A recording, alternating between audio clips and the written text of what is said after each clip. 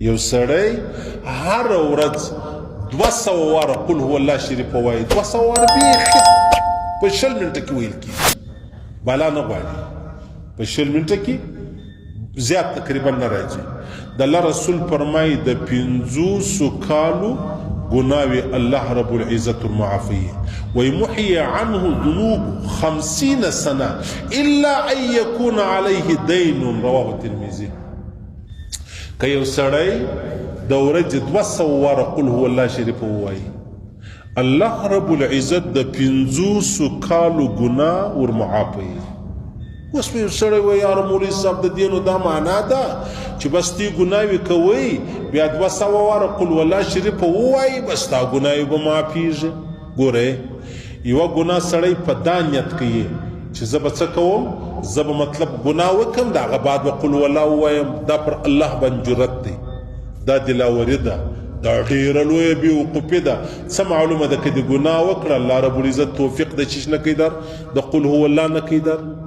او بیا د دې مثال داسې دی مولانا شفیع علي تنوي صاحب فرمایي چې زه به ګناه وکړم د هغه بعد توبه وباسم استغفار ووایم د دې مثال دی لکه یو سړی راولاړ شي ګوته وسوځي په اور باندې بیا وایي برنل هغه دی پروت بیا به زه برنل ورباندې تېر کړم دا بېوقوفي ده که نه ده بېعقلي ده و یوه را ګوته سوځي بیا راولاړېږي پر هغه پټۍ لګوي برنل لګوي پر هغه باندې بل شی لګوي نو دلته هم که ته دا وایې چې یاره زه به دا ګناوې وکړم مولوي صاحب خلک خطابای سي بس بیا به قل والله ووایم الله رب العزت به زما د 50 کالو ګناوې را معاف الله به زما د 50 کالو ګوره دا د الله احسان دی دا د الله احسان دی چې ګوره الله رب العزت ما او تا ته دومره اساني جوړه کړله اوس که ما او تا د 50 کالو دا وایي چې مطلب ما د 50 کالو ګناوې ته یې کړلې نو نورې ګناوې زما نشته نو ښه نو خو هغه د عربو کلو ژوند راته ګوري نو هغه بیا په چی سمایه د دوزخ خدای را وګرځولې ټیک شو تا دغه قل هو الله وویله نو هلته چې د عربو کلو ژوند دی جنت دی نعمتونه د الله رب العزت سره ملاقات دی هغه په چی شوانه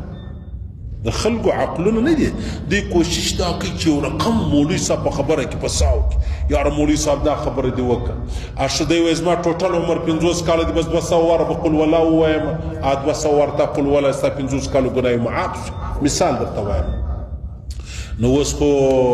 حساب کتاب هم ډېر سخت دی هغه په چیش خلاصوي صحیح شو د حشرګاه میدان هم ډېر سخت دی هغه د صحابو دپاره هم سخت جنتیان هغه څه چم کوي بیشته الله جنت تر کوي هغه څه چم کوي دا خبره نه ده دا د الله عظیم احسان دی چې الله وما او تا ته په لږ تورو کې بیخي ډېر لوی شی راکوي د 50 کالو ګناوې خو معافېږي هو دا د الله رسول فرمایي خو الا الدین قرضه نه در معافوي پور نه در معافوي هغه که 50